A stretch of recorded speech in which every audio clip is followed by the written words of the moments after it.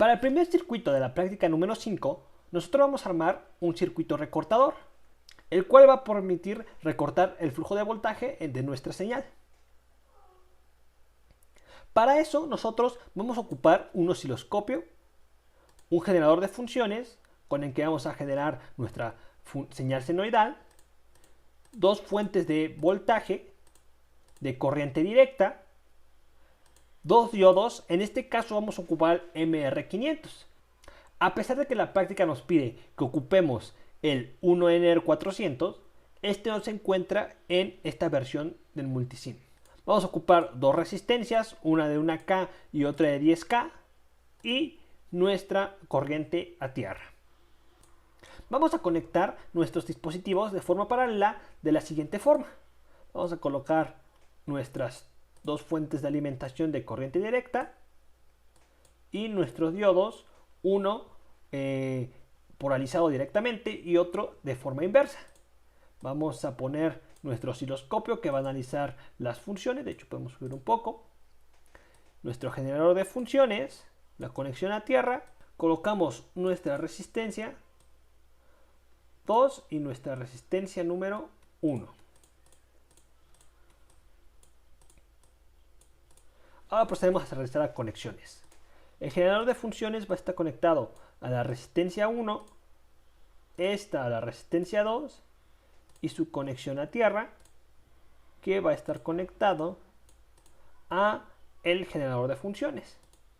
Y de esto vamos a partir de forma paralela a conectar nuestros dos diodos. La conexión G va a ser incorporada aquí y vamos a conectar el canal 1 a R1 de tal forma que nosotros vamos a poder analizar el voltaje antes de entrar a nuestro circuito. Y el canal número 2, ¿qué va a pasar después de que conectemos o de que pase por este circuito recortado? Entonces, vamos a configurar nuestro generador de funciones a 10 voltaje pico a pico, a una amplitud, a una frecuencia de 1 kHz. Una vez armado nuestro circuito, vamos a proceder a analizar cómo se comportan las ondas en estos dos puntos.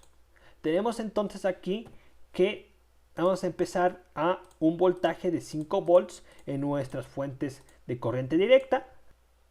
Corremos el simulador y observamos cómo es que se comportan nuestras funciones. Como pueden ver, ocurre un pequeño recorte en el canal número 2 correspondiente a nuestro circuito, pero aparentemente es imperceptible.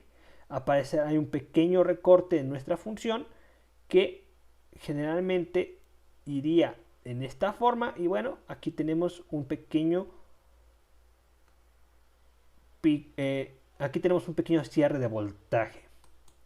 Ahora lo que hacemos va a ser es disminuir el voltaje de nuestras fuentes a 4 volts. Corremos el simulador y observamos, aparentemente no hay cambio, pero vamos a hacerlo a 3 volts para que se vea realmente en dónde está o cómo está variando de acuerdo al voltaje en nuestras fuentes. Iniciamos y aquí podemos ver, creo que se ve un poquito mejor, cómo es que el voltaje empieza a recortarse de esta forma. Un voltaje aparente que aparentemente hacía esto, ahora llegando a este punto, el diodo ya no permite, se polariza de forma inversa, ya no permite el flujo de la corriente, lo que hace que se comporte de esta forma. Lo mismo del lado negativo, no permite el paso de la corriente aquí el diodo, y podemos obtener este resultado, limitando nuestro voltaje. Ahora vamos a aplicar a 2 volts y podemos ver cómo este voltaje se va recortando cada vez a medida que nosotros vamos aumentando el valor en nuestras fuentes. Este es a 2 volts, a 1 volt, lo colocamos a 1 volt, corremos el simulador y observamos cómo cada vez tiende a recortar más la señal. Y por último vamos a probar a 0 volts.